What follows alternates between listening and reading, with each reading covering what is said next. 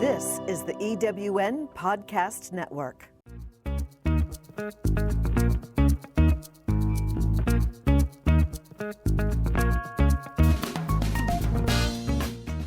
Welcome to Late Boomers, our podcast guide to creating your third act with style, power, and impact. Hi, I'm Cathy Worthington. And I'm Mary Elkins. Join us as we bring you conversations with successful entrepreneurs, entertainers, and people with vision who are making a difference in the world. Everyone has a story, and we'll take you along for the ride on each interview, recounting the journey our guests have taken to get where they are, inspiring you to create your own path to success. Let's get started. Hello, I'm Cathy Worthington. Welcome to our latest Late Boomers episode. My co-host Mary Elkins and I always sit down to chat with a very interesting guest to inspire you on your journey. Today we have with us Kim Aronson, who is a nonfiction book creator, intuitive reader, and wisdom mentor, leveraging the power of AI to inspire and empower individuals on their journey to greater self-awareness and consciousness. We look forward to discovering what that can be. We do, and I'm Mary Elkins. Kim has published over 40 self-help books with the goal of leading his readers to greater self-discovery and conscious living. He works with AI combined with intuition and spirituality. Welcome, Kim, and I'm really interested in how you discovered your abilities and found yourself on this career path. Well, first, thank you for having me. I appreciate this. It's nice to have the two of you here with me. Yeah. We like it. That's very nice. The intuitive part is something I really got into when I moved to Berkeley, California in '99. I studied at the Berkeley Psychic Institute for a little bit. There was a big sign outside on the street saying psychic fair or something. And I was curious about that. So I started to take some classes there. I wasn't there for too long. I wasn't so crazy about the way they taught, but I knew that I wanted to study this more. And so I ended up finding a person in Berkeley who had an ongoing class. And I signed up for that in 2004. And I was there for 17 years in his class every other week. And that's how I really learned to become an intuitive reader. Yeah, there's a lot of tools and a lot of practice. Yeah. What were you doing before? I would also say that I do have some memories of having intuitive insights when I was little. Like I could see people's aura, but I didn't know that was unusual, right? But I always felt that I had a good intuition, but I wasn't really sure until I started training, and say, okay, yeah. And you usually you tend to figure that everybody sees what you see, or everybody understands. You don't know, there was colors around people. I didn't think much about that. It was just funny. And you still see that? No, I don't see auras anymore, really. I don't. Oh. Yeah, it went away and never came back. Yeah. How interesting. Yeah. Did you doubt it? Why do you think they left you? I think it's just a part of growing up. It goes away and then you go into society and you have to relearn things. So I learned a lot of things and I have a very good intuition, but it's been like work for me. It doesn't keep, I think as a kid, you're so open, but then you you close in again in some ways. And then you have to reopen, Oh. And but I would say that also for people that everybody has intuition. It's not about me being special or anything. It's just about I practice. I trained. Everybody can do that. And you also mentioned in your bio that you're dyslexic. Yeah. So what's your experience in writing with AI as a dyslexic person? And I dropped out of school after 9th grade. I hated school because I wasn't good at reading and I was definitely not good at writing at all. Really bad at writing. And so my life up until pretty recent have not been involved in any writing. I've done a lot of other things, lots of different things that I'm happy to talk about, but nothing that involved writing. But I always wanted to express myself. I've done lots of arts, different arts and stuff. And I had several businesses, but writing was very hard for me. But writing is such an amazing precise way that you can express yourself. And so not until I was in India last year, and I just happened to sit and surf around. I was going to write something, and I looked for a way to do it, a spell check and stuff. And then I found ChatGPT, and I'm like, ooh, ChatGPT. yeah. And I'm like, that works. And I tried, and I was like, wow, it makes me sound good. You know, I could put in any thoughts I had. It doesn't care if I spell things right. It figures it out, you know. So I put in stuff, and it spit back out, and I'm like, whoa, there was like a whole opening for me. Really amazing. And so I slowly started to write, and that's what I do most of the time now. I just share my experience and my knowledge, and it's all nonfiction, like self-help books. Yeah. So it's yeah. Well, amazing. a lot of musicians, I'm sure you know that a lot of musicians don't read music, but they write it. Yeah, it's true. That's a good point. Right. Yeah. Yeah. Yeah. Yeah. I would Talking say about with AI is just it's just an amazing tool that that can help you, and it can give you feedback, and so sort of makes you think about things in a really well, that's what I amazing way. I was interested in about, can you tell us about some of the experience you've had about using the technology to solve your own personal problems with dyslexia, or what other people can use it for in that range? Yeah, I think it definitely it can definitely help you. It can help you formulate things much easier. You can create things that you might not be able to create before. It's a creative tool. But for me also, I have published like over 40 books, and I keep going at it. And part of it is really, and I'm learning so much myself. I'm doing this for me. I just share it, but I love doing it because, it's a collaboration. I put something in and something comes back, and then I put something in and I do some research, and then I put that in, and eventually it formulates into a book in a specific topic. Right now I just published a book about manifestation, how you manifest things, and how try to look at it in a different way, and how it's really about letting go. Actually, it's letting go of expectations and trying to be in some sort of a flow instead of manifestation. I think when I grew up, and probably you guys too, there was a lot of affirmations, right? And that's great, but it felt like we were pushing it. It was like we had to focus on what we wanted, and only if we focused on it and kept going in one direction, then we would get it. But reality is, I'm experienced that what we really have to do is being very flexible. We can go in certain directions, but if we feel resistance, we sort of have to go around it. It's like if we are water in a river and we hit a stone, right? We don't try to get through the stone. We just go around it, right? So it's a lot about letting go, having an expectation of something, or a wish or an affirmation, but then you have to let go of however it comes about. So how do you do that? Well, don't be too keen on a specific outcome, right? You have this podcast, and you might think that when you have a podcast, I imagine you would think, oh, we want a whole lot of listeners because then they can come and we're going to do this and we inspire people.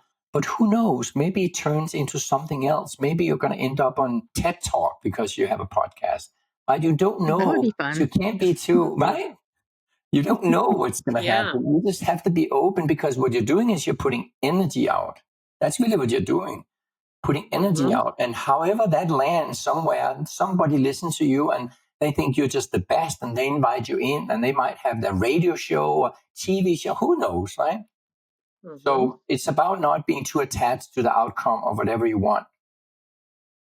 Yeah, I've always heard it's good to say this or something better. Yes, and exactly. not be attached to what you thought was your ideal thing. And I think when we get into, go ahead, sorry. Yeah. Oh, I was going to flip back to AI a little bit, because I wanted to ask the question that so many of us have. Is AI good or bad for people? And tell us how you integrate intuition with AI. They almost seem opposed. Yeah, I know. Yeah, I know. Since That's AI why I love doesn't have saying it, intuition. because it's such a jarring thing to say, or I work with AI and with intuition, and people are like, what? It's kind of fun because AI is just a tool, like a hammer, right? And hammer is a good thing or a bad thing? I guess most of us think it's a good thing because we hammer a nail in, but we can also hit somebody in the head with it, and then it becomes a bad thing, right? And that is, up until now, that's what AI really is. It's just a tool, right? And so this tool that is AI, for me, I use it to teach, right? I use it to share my experience throughout my life and throughout my private practice and everything else. I've had an online dating site for many years. So I just published a book about using it. I've never been on a dating site myself, but I had one for many years, so behind the scene. So I published a book that was about online dating and how I would give people advice about using a dating site in a good way. And that book is actually free on my website until Valentine's Day. So so that's how I use it. So that's maybe not so much intuition, but I use AI as a tool for expressing what I have experienced in my life and what I have gathered of wisdom. And so with intuition, it's the same thing. A lot of my books are about intuition, or how do you use your intuitive power, or how do you connect with yourself, and how do you become more conscious. So that's how the connection is. It's my wisdom and experience that I then use AI to share, like you're doing on a podcast. Yeah, gee, I mean, It's an excellent 40, method. Yeah. 40 books. Yeah. You want to go ahead, Cathy? No. Oh, You're okay. up. I mean, I would love to read all of those 40 books because I think everybody can improve their intuition and trust it more when they know that there's a powerful backing to their beliefs. So can you tell us why you started doing that? Was it for your own personal needs, like using a diary or something? And with your new book on meditation, are you planning a lot more? Yeah, manifestation. The new book is about manifestation. Oh, yes. Yeah. Sorry. Yeah. Yes. I was testing you. Oh, no, that's everything I've done pretty much since I was very young has started with a hobby as a hobby. When I worked with kids, which I've done that back in Denmark where I'm from, there was a little a dark room that wasn't used, and I didn't know anything about dark room, but the staff there, they said, hey, maybe you can do the dark room, work in the dark room with the kids. So I'm okay, I'll try that. And I ended up becoming a photographer and had exhibitions and was a judge and stuff. But it started with a hobby, and the same with my dating site. It started as a little bit of a fun, like web design, and I made a little online community, and then it went into a business I had for many years. So I'm not. So when I have a passion for something, I just lean into it, and that's what's happened with AI. It's just a fun tool, and I have so much fun. I can't wait to sit and play around with it. And that's really why I'm doing it, because I'm just leaning into the energy that's there. And for instance, just today, I wanted to tell you, because it just happened. I had this idea about a thing I could do with AI would be really fun. And it was basically take lyrics from a song and made it into a story, and then make a podcast out of that story audio-wise. And then people can guess what the song is out from the story they're hearing. Oh, So I that's a just launched it great today. It's idea. on Spotify. I have a podcast now that is called Lyric Stories. And there's like Lyric 5 episodes stories. by now. And you can just search my name on Spotify. You will find it. But Oh, I basically, love it's that. like That's you read fun. a I'm going to do story. that. Like I have an AI read up the story and a voiceover, right? And so it's a little 5-minute story, and then you have to guess what song it is. Isn't that Oh, fun? that's I mean, that's But just fun. you fun. have to be careful not to read the comments, or it spoils it, right? If people are Right. typing That it is in. very, I mean, it might happen, but I can keep producing Can, stuff, so it's okay. I'm can you just having fun with can you it. You know That's what I true. mean? That's your answer to your question, right? It's like, why are you doing it? Because it's fun. I'm having so much fun with it. So And why not? what's interesting? What's so Yeah. interesting about leaning into a passion or a Yeah. hobby is Yeah. we had a guest on last week who was talking about how she was trying to mentor somebody who didn't realize they thought they were just retired from being a teacher, and didn't Mhm. realize all the art hanging on their walls that they had painted themselves was their next thing in life. That yeah. she like was able to then, she said, why don't you open a gallery? And the went ahead and did it. And it was like something she didn't even occur to her she could be an artist when she had been painting for years and years. Yeah. So Yeah. you're really smart to do the passion, the web design, whatever it is. Yeah. I You're want to, so many people don't know what their passion or their true future is to create joy in their life. So many people don't know. And so it's lovely that you discovered that with lyrics and with yeah. your own intuition that you became very aware of. Yeah. Well, And I what have does it, what I does it just mean? I wanted to know if you recall the song that first inspired you to do that. Oh, that's a really good The lyrics? question. I think I'm really into Supertramp. I don't know if you know Supertramp, but I just love Yeah. that music so much. And I think it was, and that is one of the ones I have the list right here. Taking the Long Way Home, it's called. And I just love lyrics, right? And I just love Great that song. song. So I kind of thought about, wouldn't that be interesting? It's almost like the story behind the song, which of course is not true, but it's in my mind, right? It's like, oh, so there's a song there, but where does it come from? Now I'm creating the story, right? Like, oh, even though it comes the other way around. Interesting. But I would say this thing about leaning in. I think, I mean, the way that we should think about it is that I think what blocks people from not leaning in is the fear of, okay, what if I don't earn any money from it, or what if it's not going to be good, But Yeah. if you can put that aside, I mean, obviously you need to earn money, but you can spend some time on your hobby or on your passion, right? But you have to be careful you don't block yourself from being creative, because really success really comes from a passion. It can't only come from your mind, right? And I think too many people Yeah. they don't do it because they're worried about something. Well, tell us Mhm. what it means to be an intuitive reader and how Yeah. does that work and what's the training? You mentioned you had a Yes, lengthy long training. class. Yeah. Um, Well, but what that's does it mean? yeah.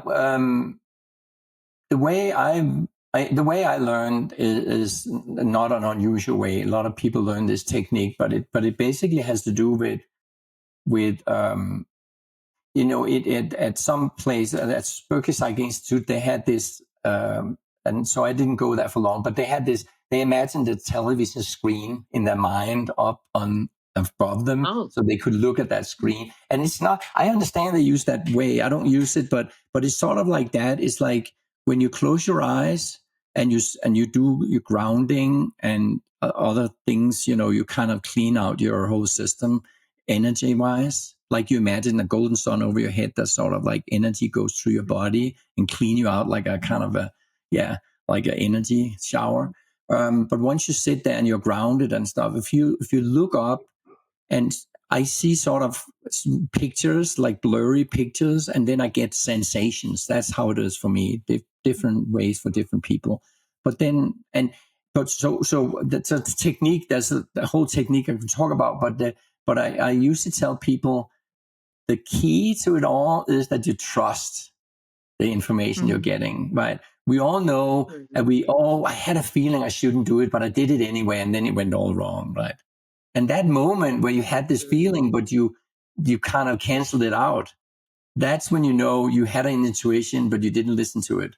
And so the key to this is listen to your intuition and trust that you're getting information that has a value, even though in your mind it doesn't make sense.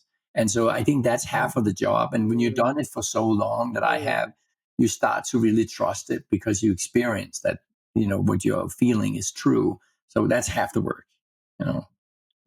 oh, I get it. Yeah. Yeah. And so there's Is some there a techniques specific? there's a vibration so I have people say their name when I do the reading for them, and the name there's and I feel a vibration which I put a color on.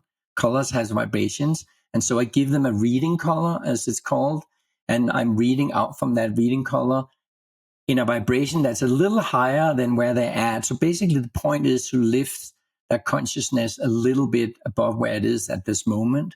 So when they leave from the reading, they have information that they wouldn't otherwise know already. I give them information that they wouldn't know because the consciousness is there. It's not there yet. So I'm just trying to make them a little more conscious. If I read on a color that's too low, I will give them information that they already know. And if it's too high, I will give them information that they don't understand. So it's around right around where they're at and a little higher. So a little more information than is in their conscious mind right now. That's the It must be technique. so hard. Must be so hard to know where they are. When Well, you're it's a reading. training.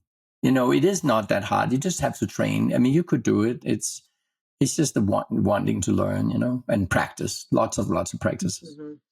Does that come to you immediately when you meet someone? You see a color from them? I know, no, because people ask me that, but for me, I mean, I have an intuition and a feeling about people, but for me to really do a good job, I need to sit and concentrate and clean out my whole system and ground and small techniques I do. But I do have, I mean, interesting experiences when people come to me either on Zoom or in person. I sit down and meditate a little before they come. And I usually, 90% of the time, I get some information about them even before they show up. So as soon as I start to sit and sink in, I connect with that energy that's coming in. Great. Yeah. Fascinating. Yeah. You have something called wisdom groups. What is that? Yeah, so that's a new thing I started this year, and I'm opening up for people to come in. So I'm going to start basically a group. It's a 6-week, and it is about manifestation in any form. So I'm gearing people through a process of what is it you want in life? What do you want to manifest? What do you want to attract to your life? It could be a partner or a better job or more money or a better place to live or something. And what is in the way of doing that? So I'm just guiding people to a process, and I'm calling wisdom groups. Yeah. Interesting. Oh, I like that. And is it online or anyone it's all over the It's world? going to be on Zoom probably. Yeah. I mean, I would love to interesting. do a local group, but I don't know if I can find 6 people in Santa Fe. Maybe. I'm sure you can. Well, Santa Fe has a lot of very artistic.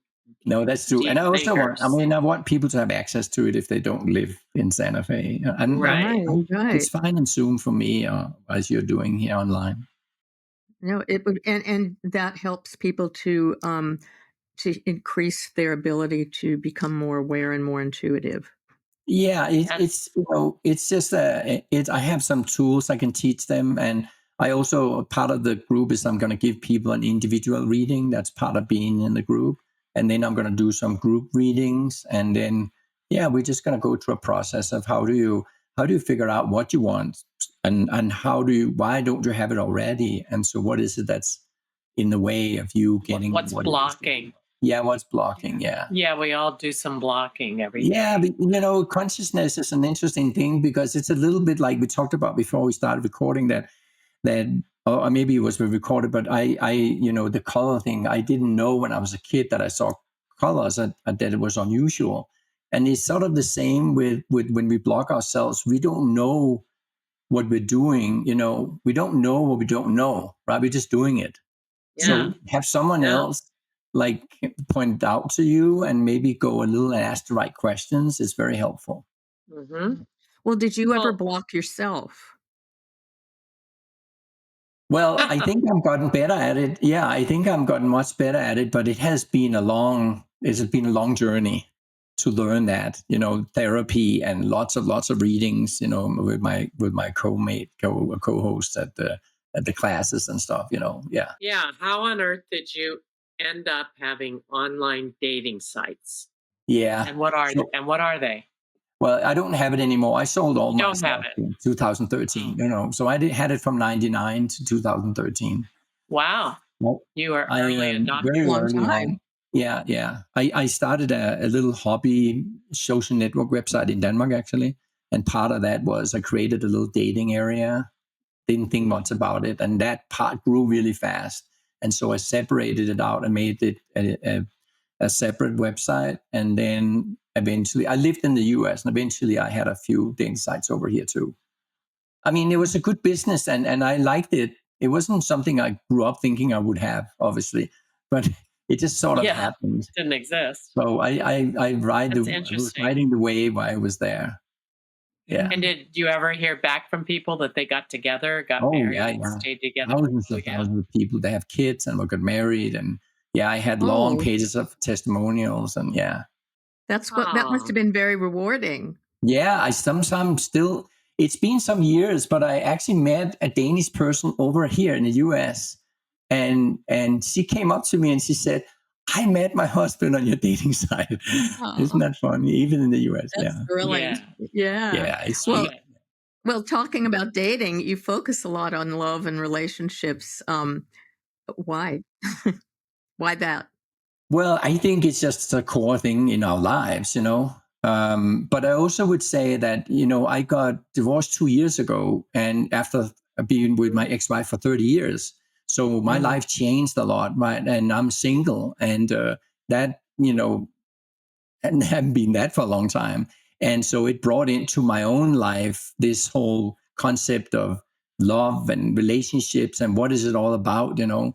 So when I started getting to use AI to writing, that was a subject that I was still a subject that is interesting for me. And also I had the dating site for many years. So it was a subject that I dealt with for many years, even when I was married, just as a professional, you know?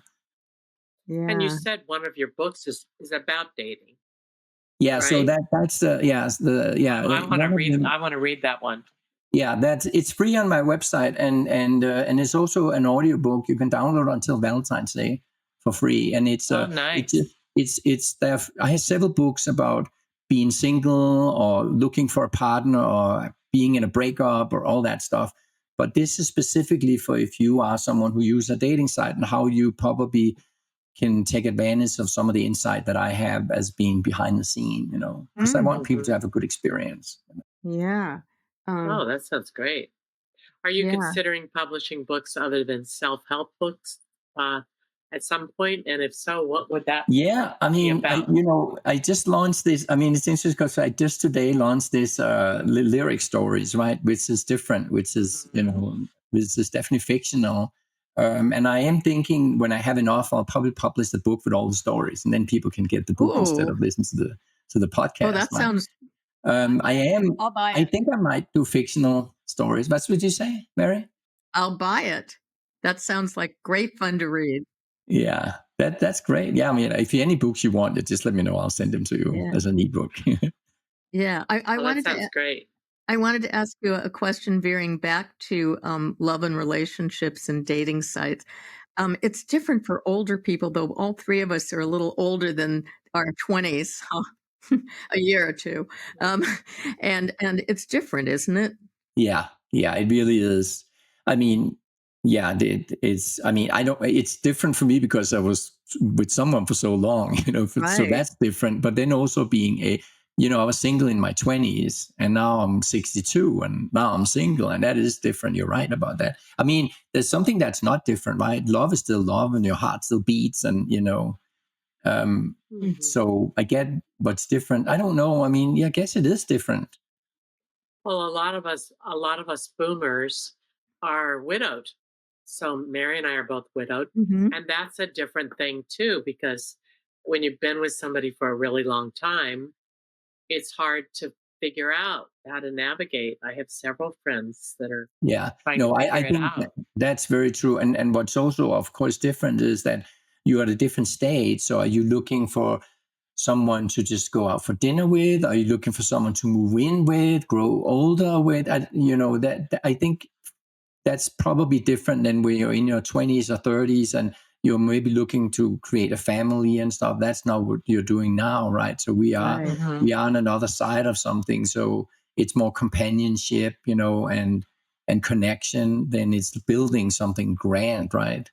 Right. Right. Hmm. I It's agree. Right. new for me. So you're asking the wrong person. I don't even know yet. I'm like, oh yeah, we'll see. Yeah.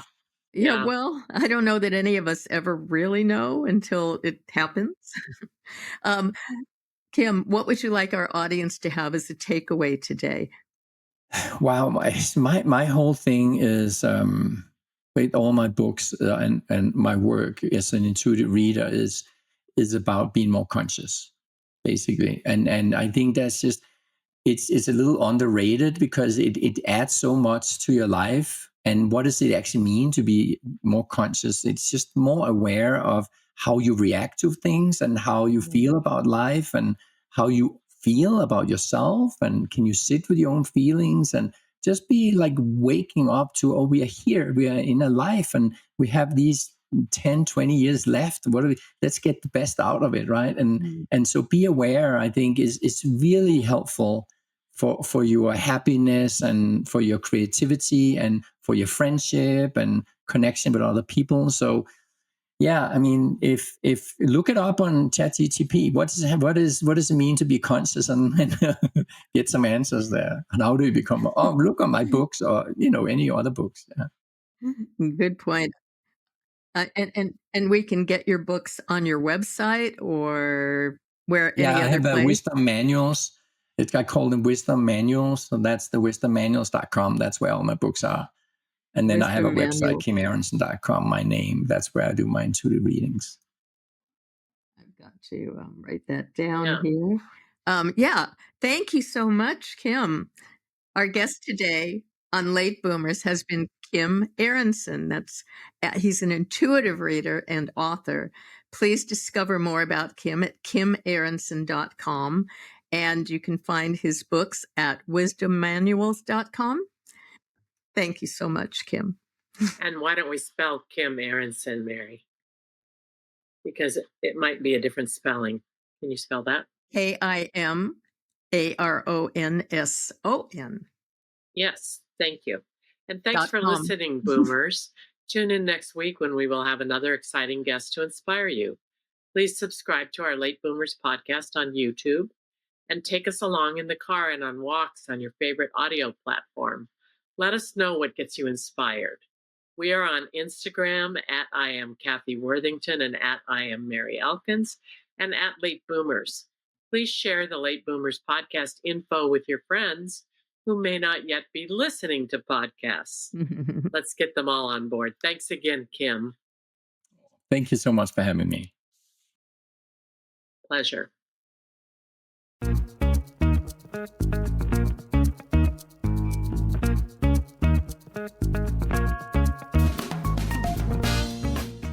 Thank you for joining us on Late Boomers, the podcast that is your guide to creating a third act with style, power, and impact.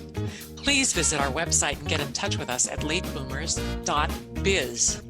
If you would like to listen to or download other episodes of Late Boomers, go to ewnpodcastnetwork.com. This podcast is also available on Spotify, Apple Podcast, and most other major podcast sites. We hope you make use of the wisdom you've gained here and that you enjoy a successful third act with your own style, power, and impact.